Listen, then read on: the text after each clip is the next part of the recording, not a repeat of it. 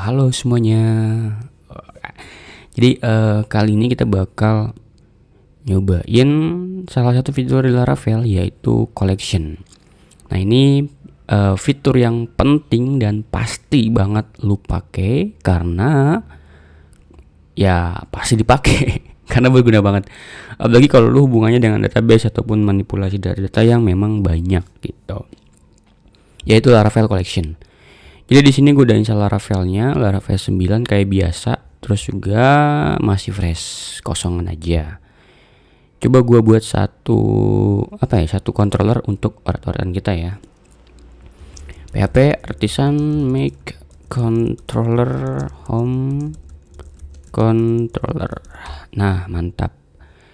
Terus gue bikin lagi di sini rootsnya, gue taruh di web aja nggak apa-apa. Set. Oke, ini gue bakal ganti ke home controller class index. Kayak biasa di atasnya udah auto complete ya, jadi langsung di use. Sekarang coba kita buka di app http controller. Nah ini bentar, belum gua klik. Oke, kayak gini. Coba kita buat satu method, namanya adalah index, kayak gini. Nah, jadi sebetulnya collection ini kalau lu pakai DB, misalnya gini dah, data gitu, lalu pakai DB facet ya, terus table, misalnya tablenya count gitu, lalu get. Nah ini dia akan mengembalikan sebuah collection. Lalu kalau lu klik di sini, nah ini return collect. Nah dia ini ngebuat sebuah collection. Jadi lu bisa ngelakuin ngelakuin semua aksi collection di dalam kembalian ini gitu, data ini bisa. Jadi sejatinya seluruh query ini balikannya akan collection gitu. Oke, sekarang pertanyaannya adalah gimana kalau kita nggak pakai ini gitu? Gimana cara buat collectionnya? Cara buat collection itu pertama, misal lu punya array nih, arraynya gini, 1, 2, 3, 4, 5. Gimana caranya lu pengen jadiin ini sebuah collection? Kalau pakai array biasa ini nggak bisa dimanipulasi sebetulnya. Manipulasinya ya lu pakai native gitu, misalnya array map gitu segala macam. Jadi untuk dijadiin sebagai sebuah collection, lu tinggal pakai new collection. Gini, pakai yang support kayak gini. Lalu ARR. Udah, ini udah jadi sebuah collection. Jadi kalau lu DD terus collection, coba gua buka di browser bentar. Gua coba jalanin dulu ya ininya. Servernya serve gitu. Terus gue coba refresh di sini. Nah, ini dia udah jadi sebuah collection, Illuminate Support Collection. Datanya ada 4, ada 5 data. 1, 2, 3, 4, 5 kayak gitu. Nah, terus kalau ini lu kurang nyaman dengan inisialisasi kayak gini, lu bisa pakai helper namanya collect. Kayak gini. Kalau lu refresh akan sama di hasil, sama juga. Karena kalau lu klik di sini, collect ini, nah isinya sama nih, return new collection juga gitu. Terserah mau pakai yang mana, pakai yang new collection nggak apa-apa, collect juga nggak apa-apa, sama aja. Oke, sekarang kita bakal cobain fitur-fitur di dalam sebuah collection. Yang pertama, yang paling banyak dipakai adalah soal map. Nah ini paling banyak nih, lumayan dan sering juga kita pakai ya. Contoh gini, map ini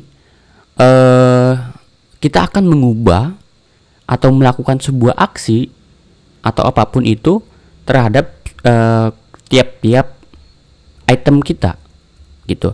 Contohnya gini, contohnya adalah contohnya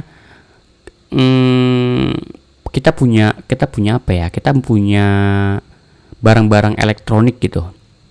Terus barang-barang elektroniknya itu kita cat warnanya jadi merah semua. atau semua barang elektronik itu kita modif jadi apa gitu, barang elektroniknya kita ganti apanya gitu. Nah itu pakai map.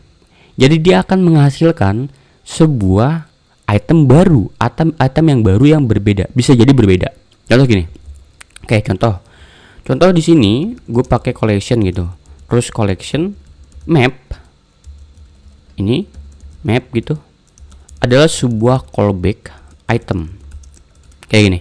Nah item ini akan merepresentasikan sebuah item yang ada di sini, misalnya 1, 2, 3, 4, 5.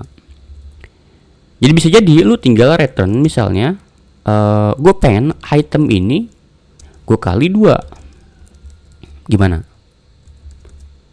Jadi kalau gue coba refresh di sini, gue coba lihat datanya. Nah, ini jadi 2, 4, 6, 8 sama 10. Karena tiap-tiap data gue kali dengan 2. Atau apapun itu, lu bisa juga ngelakuin hal-hal kayak gini. Contoh terus di sini misalnya value-nya adalah item. Kalau gue refresh, nah dia akan menghasilkan data yang baru gitu. Itu fungsi map. Atau misalnya lu punya nama, misalnya di sini Selren, terus di sini Senandika, sini Febrian.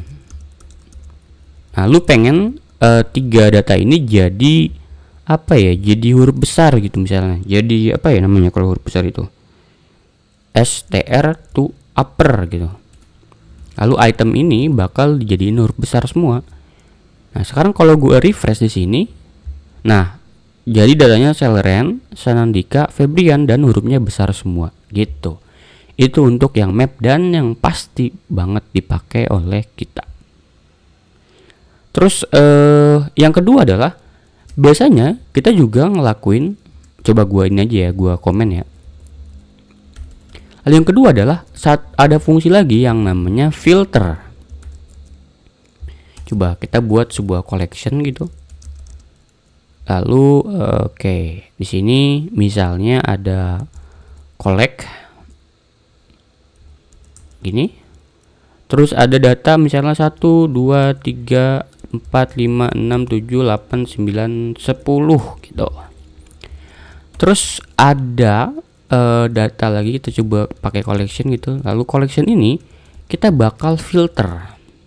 Nah, filter. Kita akan masukin callback. Jadi item ini akan merepresentasikan tiap-tiap item yang ada di sini ya. Oke.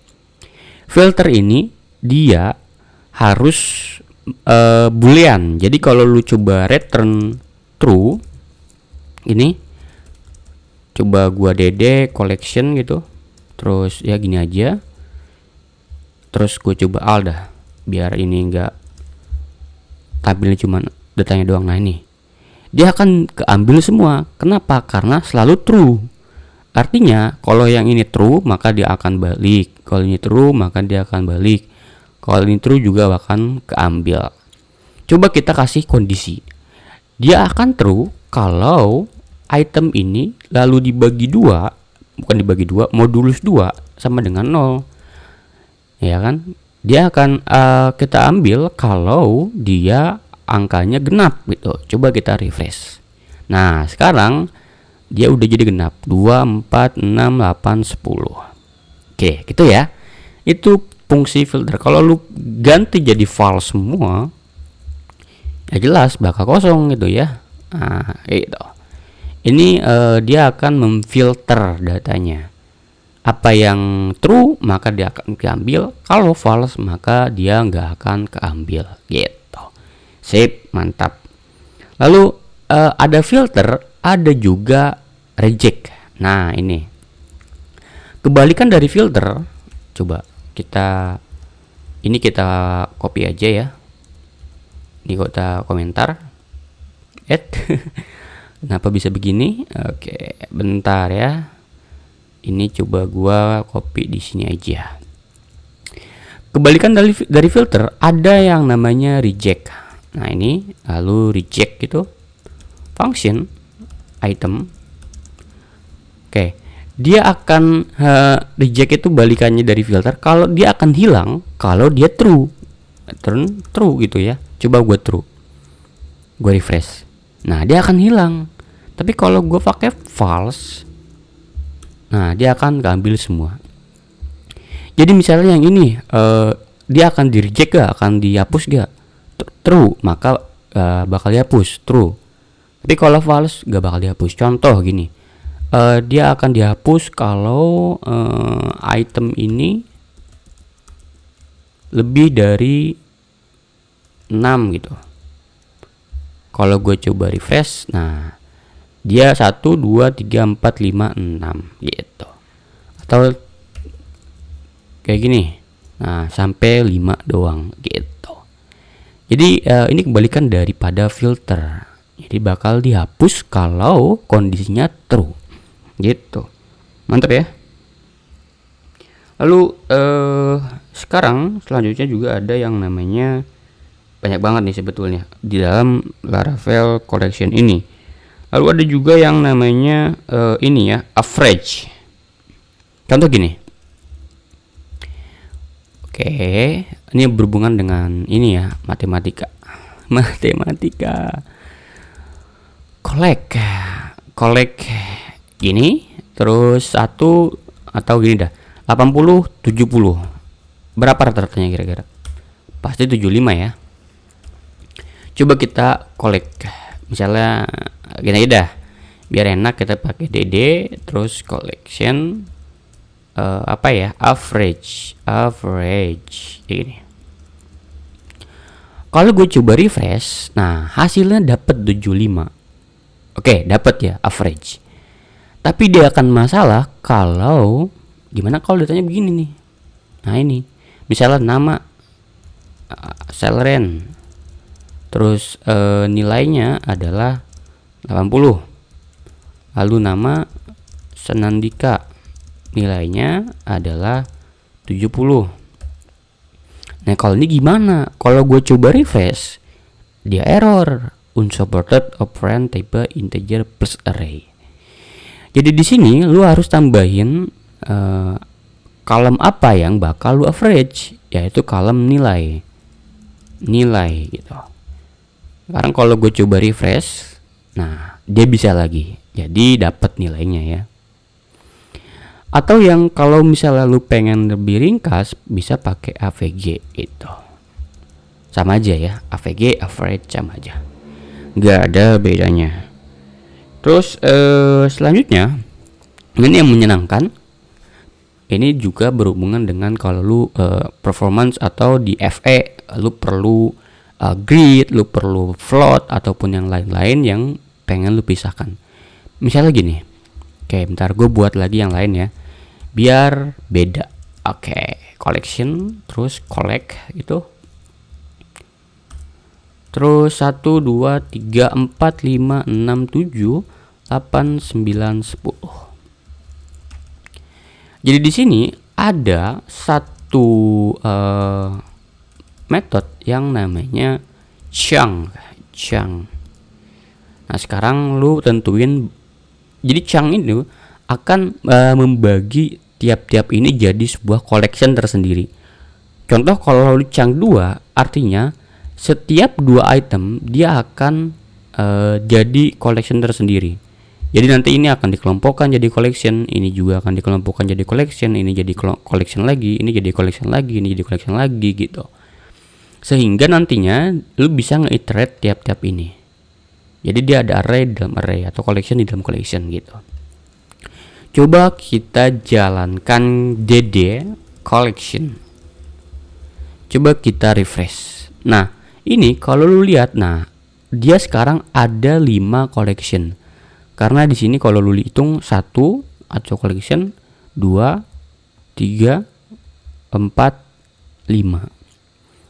Coba kalau kita buka di sini, nah ini yang pertama, collection yang pertama berisi 1 sama 2.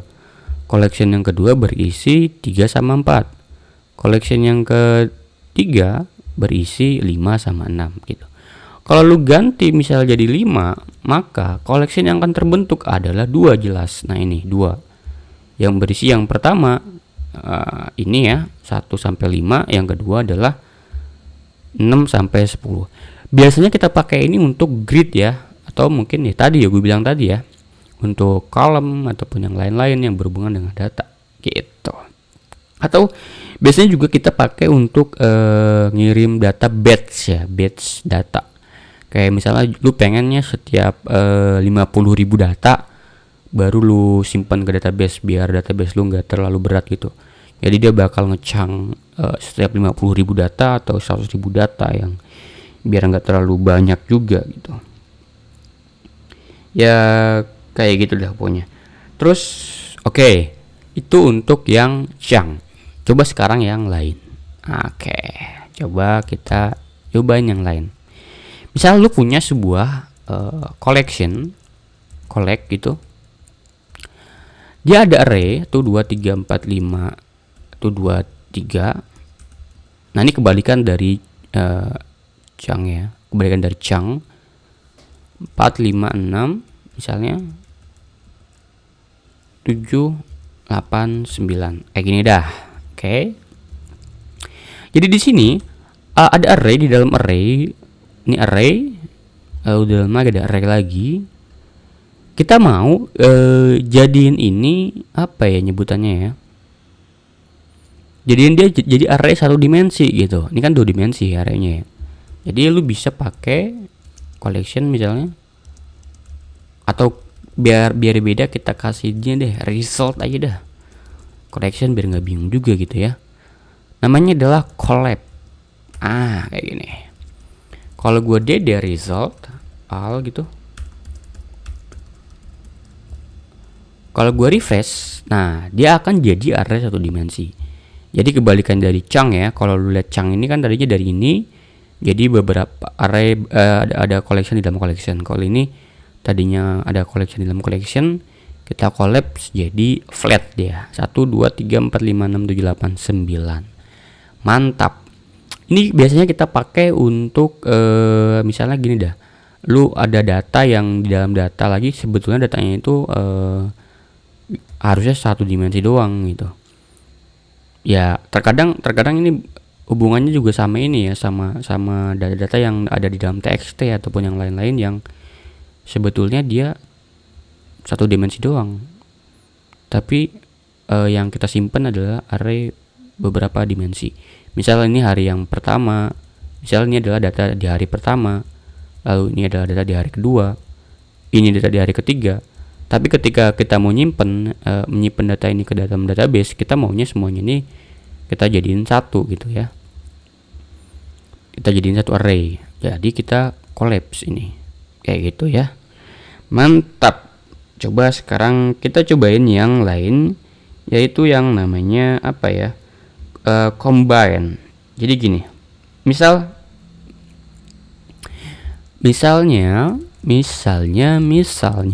lu punya sebuah collection namanya key.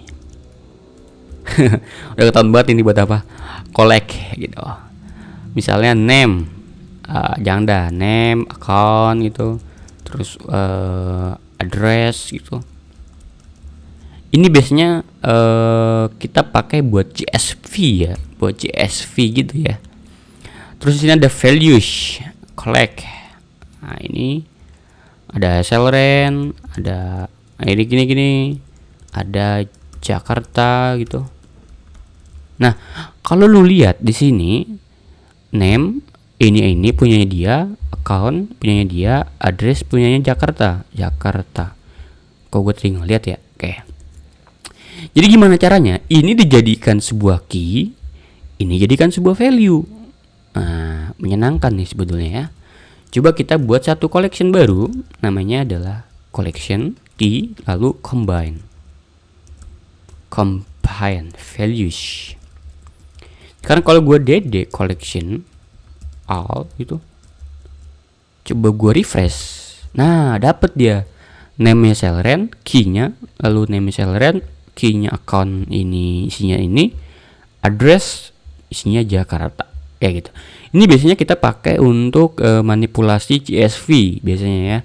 Karena CSV ini dia biasanya koma aja ya. Jadi dia nggak punya apa ya, nggak punya key dia, karena 0, 1, 2, 3, 4, 5 gitu ya biasanya. Karena separatednya pakai koma atau pakai titik koma. Kita explode, terus kita jadiin sebuah array, lalu arraynya kita masukin ke dalam collectionnya kita combine dengan ini biar dapat key-nya gitu. Sip, mantap. Sekarang udah bisa kita kelakuin combine. Nah, misalnya gini dah. Sekarang yang keberapa nih, gue lupa. Karena banyak banget sebetulnya collection ini. Tapi sebetulnya nggak perlu lu pelajarin semua, karena nanti akan ada saatnya lu butuh ini gitu. Misalnya nanti juga lu bakal hafal sendiri ketika lu butuh gitu. Kalau lu nggak butuh ya ngapain hafalin gitu kan. Misalnya lu punya sebuah collection namanya adalah data 1 gitu, collect. Misalnya Selen Senandika, terus ini ada data 2,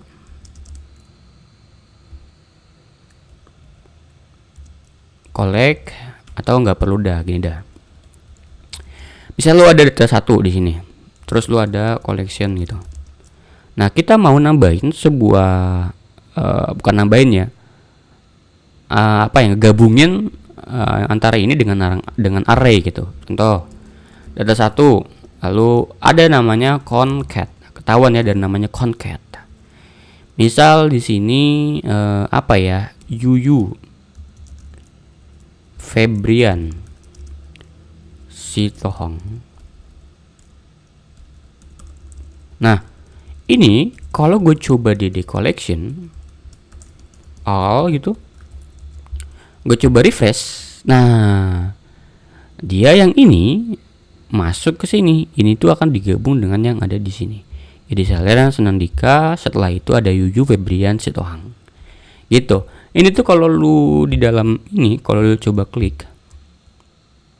Nah, ini lu lihat. Dia akan membuat sebuah collection baru. Lalu dia akan iterate seluruh yang ada di sini, yang which is itu yang ada di sini ya. Dia akan collect, akan di looping. Lalu yang ini kita akan push ke sini. Lalu resultnya kita akan balikan. Sebetulnya gampang aja, sederhana banget cara menggunakan collection ini gitu ya. Oke, sekarang kita udah bisa ngelakuin collect. Tapi sekarang kita coba berhubungan dengan if else gitu. Kadang lu punya satu array atau satu collection ya. Collectionnya gini. Sebuah collection namanya adalah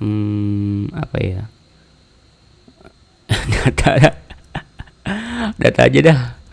Gue bingung nama variable gitu. Misalnya lu data 1, 2, 3, 4, 5, 6. Terus lu pengen tahu apakah data ini mengandung ada nggak sih data 4 di sini gitu. Nah, ini bisa pakai ini. Misalnya coba gue DD data 1, bisa pakai contain namanya. Misalnya dia contain 4 gak gitu. Kalau gue coba refresh, true, dia ada. Kalau 40, gue refresh, nggak ada. Dia nggak ada angka 40. Jadi kalau sekarang lu dapet sebuah data collection, ini biasanya juga dapatnya dari DB atau gimana gitu ya. Sehingga datanya banyak banget, terus lu pengen tahu kira-kira ada nggak sih angka 40 di dalam collection tersebut gitu. Kalau lu lihat juga di sini sebetulnya dia akan ngelooping juga sebetulnya ya. In array lu akan cek kalau dia sama nggak, kalau nggak sama gimana gitu. Ya kayak gitu dokumennya. Jadi ini lumayan gede ya big O-nya. Jadi semakin banyak collection, semakin besar collection ini, ya lu semakin banyak juga akan looping, karena dia akan ngecek satu persatu sebetulnya. Jadi kalau lu cuma satu sebetulnya lebih bagus lu pakai map ya. Ya itu tergantung performa juga ya, karena itu akan berhubungan dengan performance kita dari ini ya, dari datanya. Jadi nanti kalau lu ada ribuan data ya bakalan lumayan cukup lama mengandung, ya akan lama gitu ya. Ya intinya begitu dah. Terus kalau misalnya ini gimana bang? Kalau misalnya ternyata ini tuh ada array di dalam array gitu ya. Gini nih, misalnya gini. Name, terus cellren. Kok cellren mulu, bosan sebetulnya ya. Ini nggak apa-apa dah.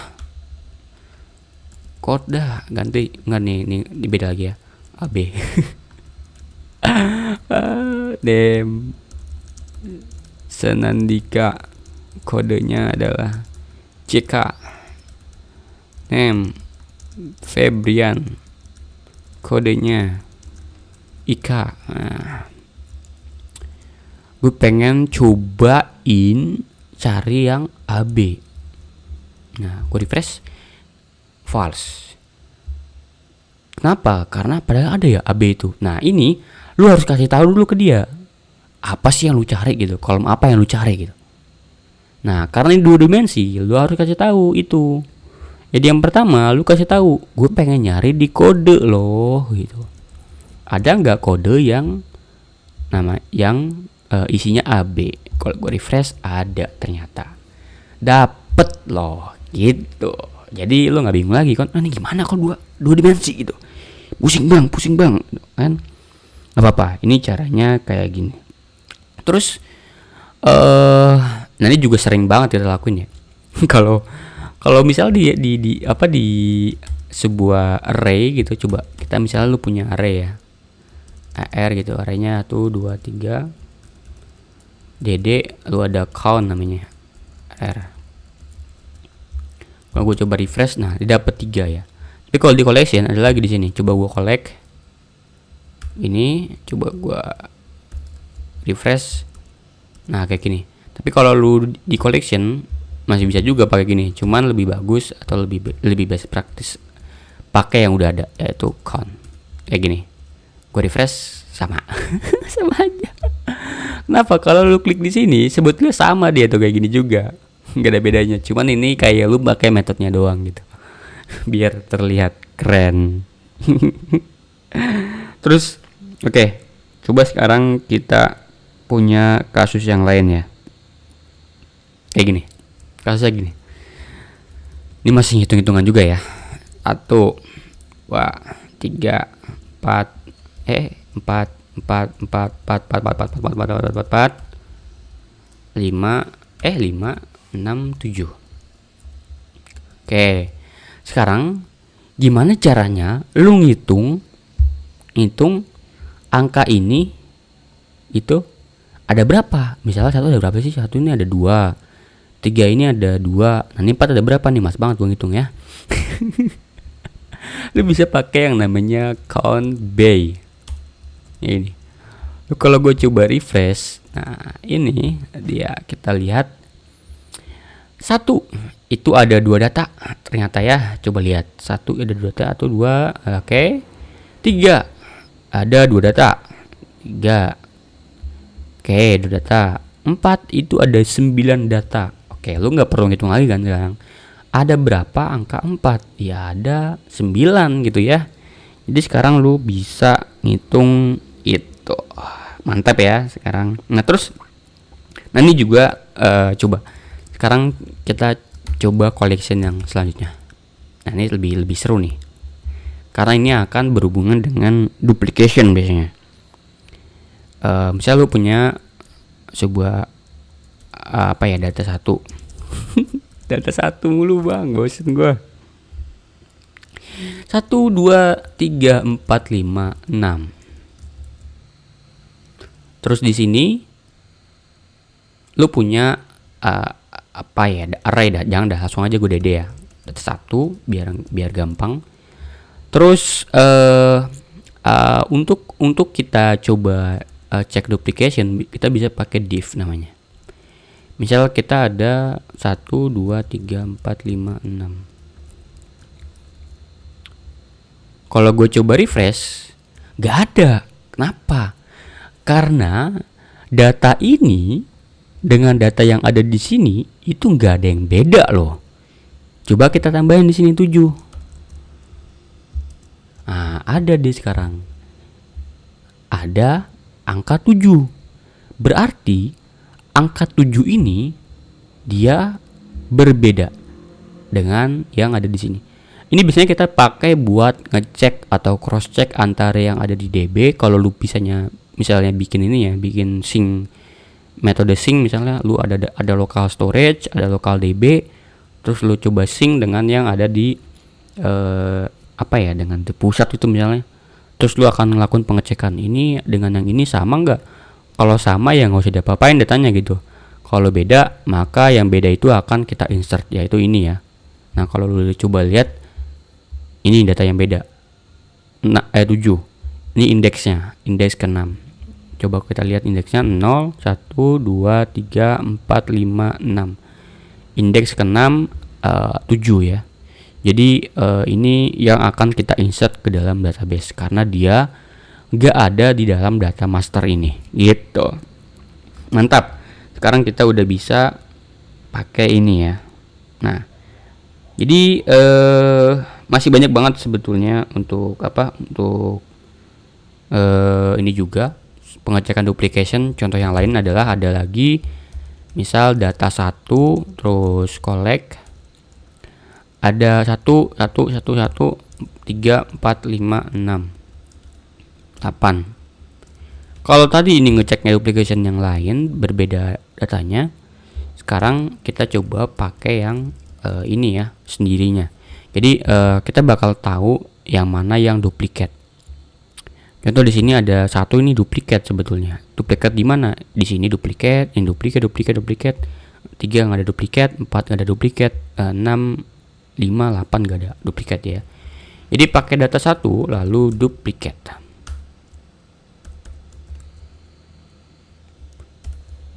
Kalau gue coba refresh, nah dia 1 itu duplikat. Nah ini. Terus 2 mana 2? Salah gua. Jadi sorry. Jadi ini dia di indeks ke-1 itu duplikat. Nah ini untuk angka 1. Nah ini di indeks kedua ada duplikat lagi untuk data 1. Di indeks ketiga ada duplikat lagi di angka 1.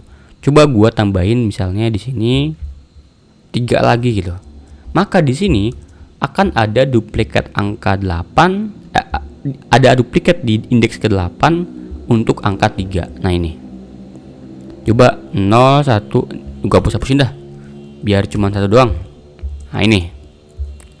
Ada duplikat di indeks ke-1, 01 yang ini duplikat untuk angka 1. Lalu di sini ada duplikat untuk angka 3 di indeks ke-6. Jadi ini untuk lu tahu duplikat atau enggak. Tapi gimana kalau misalnya gini. Ini lagi-lagi 2 dimensi ya. Misalnya ada namanya employers gitu. Terus coba kita collect gitu.